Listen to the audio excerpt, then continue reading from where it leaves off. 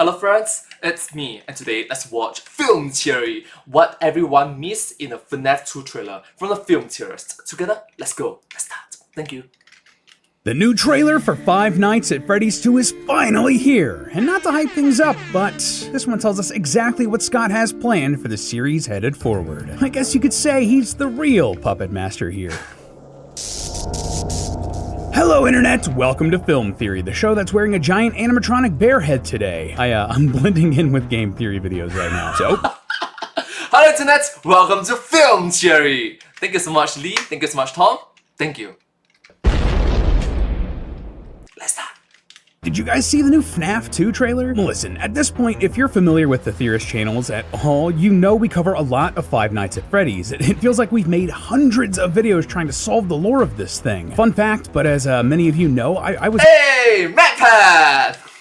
Actually a video editor over on Game Theory before FNAF first even started up. I was here where the first FNAF theories got made, though I somehow managed to avoid working on them until like 2020. I was pulling a Neo and dodging all those bullets, man. But let me experience those theories as a fan, something most of the team didn't get to do. I also had the cool experience of creating a theory on the first movie when Matt was actually in that movie. He didn't tell me anything about it before that video came out, so the video wasn't really compromised, and he trusted me with that responsibility. But needless to say, my relationship with FNAF and theorizing about it, it's unique, which is why I'm happy to say that I'm really excited about Five Nights at Freddy's 2. Especially after the latest trailer dropped a couple weeks ago. I thought the first film was a good foundation for this series, a solid adaptation that did capture the heart of FNAF, but had area for improvement. But with this new trailer, dude, the budget bump is real. The sets, the costumes, the cinematography, everything is noticeably better. And the artists once again crushed it on the animatronic designs. Fun fact, the people who made those animatronics are actually the fine folks over at the Jim Henson Creature Shop. You probably know them best for their work on stuff like Sesame Street and The Muppets, and like the head that Deadmau5 used to wear, yeah, like the musician. We've been tracking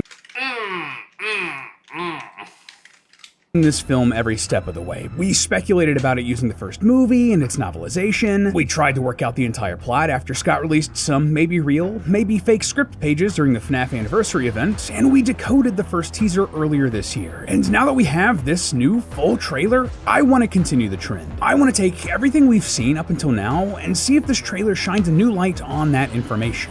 What else does this trailer tell us? What can we learn about the story of this new movie from the split-second shots and mysterious voiceover? Honestly, this is some of my favorite parts of theorizing. This new trailer both confirms and debunks some of our previous theories, which I think is awesome. They're keeping us on our toes. And, brilliant evidence, I always come back.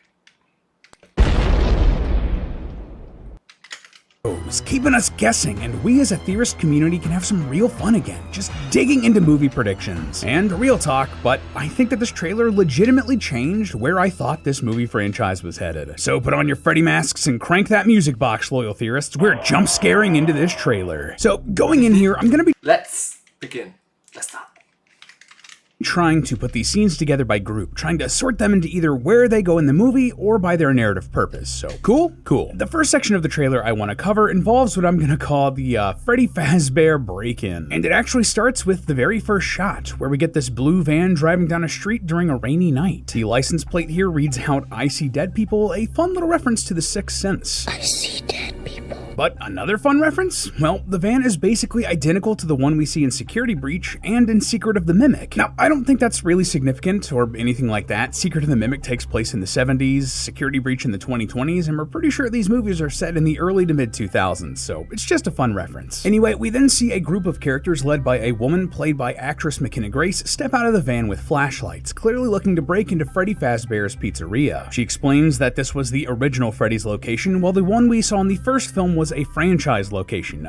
Basically, it was an expansion of that brand. Funnily enough, this actually lines up with ancient theories we had about FNAF 2's restaurant being the original location all the way back when that game first released. That got jumbled by retcon after retcon, and it became really unclear over the years, but I guess this is Scott trying to really clean up the lore with the movieverse. Oh, and side note, but it's also really funny to me that McKenna Grace played a big part in the most recent Ghostbusters movie, and now she's here hunting ghosts elsewhere. Yeah, while I previously speculated that these characters might be some sort of school school bullies that would be killed by the animatronics during the climax of the movie, that clearly isn't the case. I've seen it reported online that they're instead paranormal investigators, and though I haven't found a primary source confirming this, that does seem pretty on point to me. As an avid fan of cryptids, the paranormal, and ghost hunting contents, they have all the sort of gear you'd expect. And it's also fun to see a professional Hollywood studio's take on this. Like, we see one of the men here holding a video camera filming everything inside of the restaurant, while McKenna Grace's character is holding an audio recorder. Obviously, you'd want a video camera to capture evidence of ghosts and such, and it's commonly believed that audio recording equipment like this can more easily pick up noises from ghosts or other paranormal entities when they try to communicate than the human ear.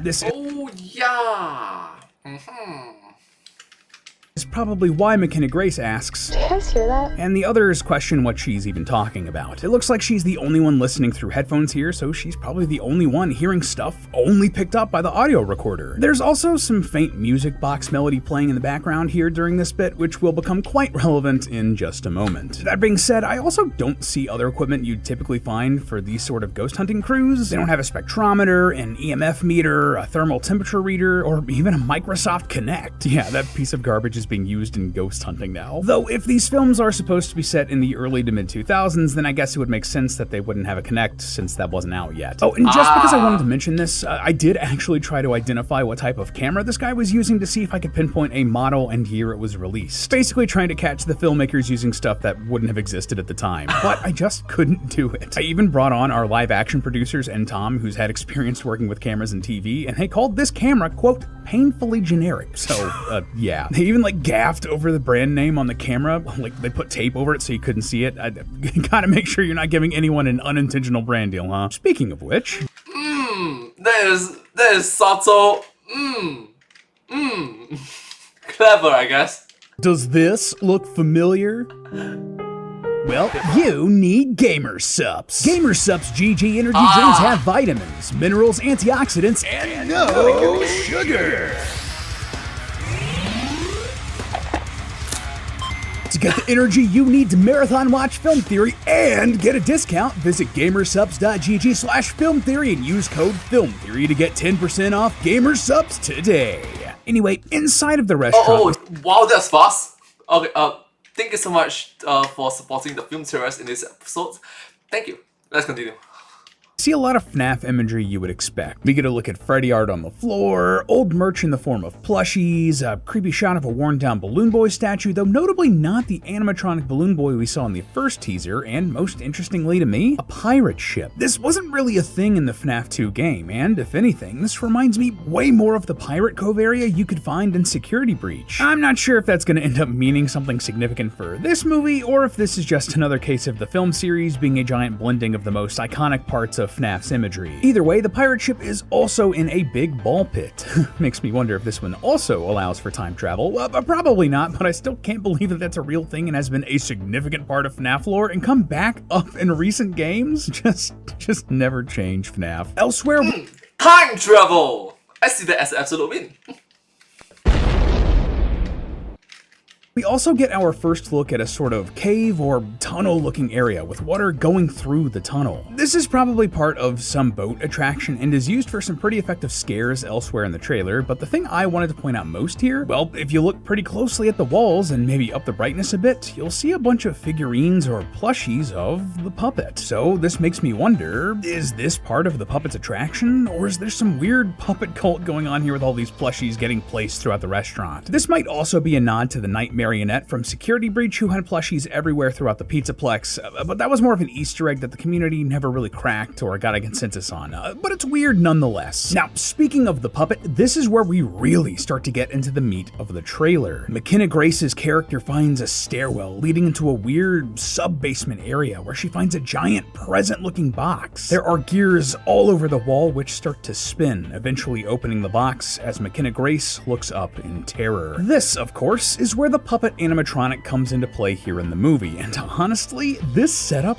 is terrifying. I previously thought that this scene was going to be happening in the school as part of the third act climax, but clearly not, and this is way better. These investigators are taking the same role as Max and the hooligans who broke into the pizzeria in FNAF 1, showing off how dangerous these animatronics can be and that they can leave the restaurant, probably at the end of Act 1 or the middle of Act 2. McKenna Grace is getting taken out by the puppet here, and the other members of her ghost hunting crew are picked off one by the rest of the animatronics. And from the brief shot we get of Mangle on top of the van as it's driving away, it looks like at least one of the investigators will also briefly get away from the pizzeria before they're chased down and killed. It's brutal. Case in point, if you're actively seeking trouble, trouble finds you.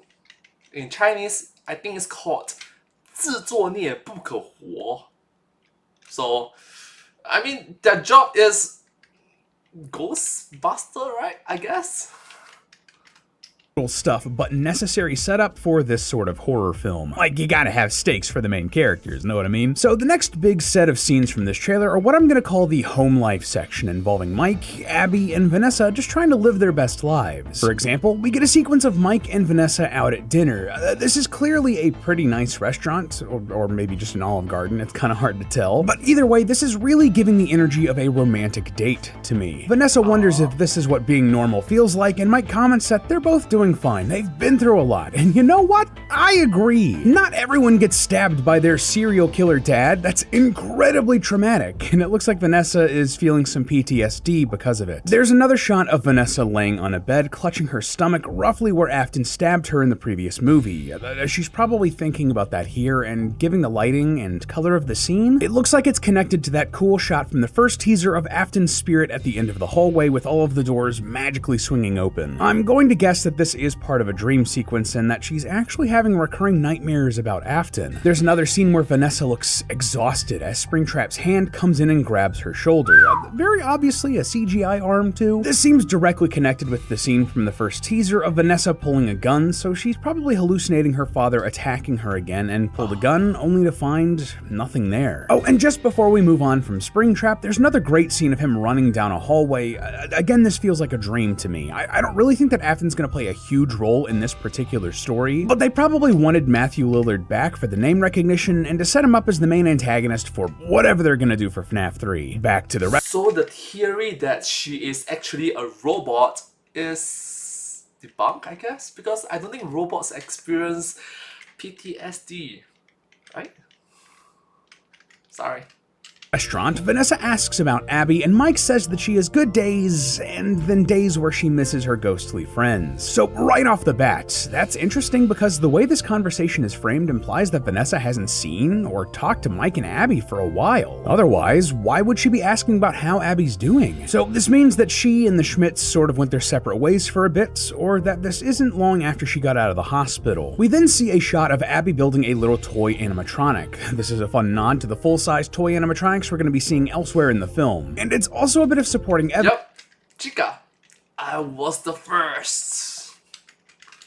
For our previous theory that someone has come in and bought the Freddy IP. I mean, Afton doesn't really seem like the type to be making deals with like Mattel or Hasbro to make these sorts of toys, and Abby certainly didn't build this and like cast the Chica shell out of plastic herself. Someone made and sold that toy. We also see that Abby still draws the animatronics a lot. I quite like that there's this cute little recreation of the scene where they all built like the fort and then laid on the ground inside of it together from the first movie. There's also a much darker drawing here of Abby along with either Golden Freddy or original Freddy. It's kind of hard to tell, like the color's a little ambiguous, it is both ears, but it's also recreating a scene with Golden Freddy. Either way, this drawing is like evil looking. Is that implying that she has darker memories of that particular animatronic than she's letting on? But also interesting here is that these other drawings are of the toy animatronics, not the original ones. And there's a drawing here of Abby inside of a ship on the water. Perhaps the pirate ship we talked about earlier? So there are a couple of possibilities here. Either Abby has already visited the new location from this movie, and this scene is from later in the movie after she's drawn to the new animatronics, or they're somehow visiting her and invading her dreams, or something like that, trying to lure her to the new pizzeria. At this point, I don't really think we have enough information to outright say what's going on, but given the new animatronics seem to need the fast talker to communicate with Abby, I'm gonna guess the former option for now. Vanessa then says that this story that you're gonna fix those animatronics is only giving her false hope. This has a couple of interesting implications. questions. First of all, are the animatronics broken? Did something happen? The restaurant from the first movie did kind of collapse as Afton was defeated, but most of the structure remained intact and we didn't really see any of the animatronics get hurt or broken. So maybe, like, someone broke in and damaged them, or they're not functioning for some other reason? Like, is Afton's spirit somehow hurting them in some other way? Or perhaps, as we previously speculated, whomever bought the FNAF franchise might have come in and taken parts from the FNAF 1 animatronics to put them in the toy animatronics. Maybe that's why they're broken. Either way, we know that Mike is trying to fix them, but either can't or is pretending that he can't. It's a fun conflict setup, which leads us— Yep, and also don't forget,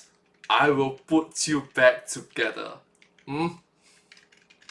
to our third big group of scenes, the main characters and their interactions with the new animatronics. It starts here with Abby trying to talk with her ghostly friends through the Fast Talker toy. Can any of you hear me? At first she gets no answer, but later, at night, the Fast Talker lights up in Abby's room, and we know this is Abby's room, just look at the drawings on the wall, and we do hear a voice coming through. Help us, come find us, I will show you the way. Just to get this out of the way, it looks like Mike and Abby may have moved into a nicer house that they're fixing up, or at least that's what's implied here because this house here in the trailer is not the same one from the first film. Anyway, the spirits are now communicating through the Fast Talker, and this directly connects with the shots we see of Abby riding up to the sister location from both this trailer and the first teaser. But something else big here? The voice says, Come find us. Come find us. Remember, at the very end of the credits of the first movie, we hear the letters spelling out, come find me, all while the puppet's music box is playing. That implied that the puppet was asking Mike and Abby to find them. So, come find us here in the trailer is oddly similar, isn't it? So, the voice talking through the Fast Talker here, it isn't the original ghost. It's not Abby's friends. It's the puppet trying to lure her to the new pizzeria for some reason. Other scenes in this section of the trailer include a lot of what we've seen before or things close to it. The animatronics out and about, at the fair, in the neighborhood, at the school about to attack the character played by Wayne Knight, that sort of thing. There's also an ominous voice here saying, Where are you gonna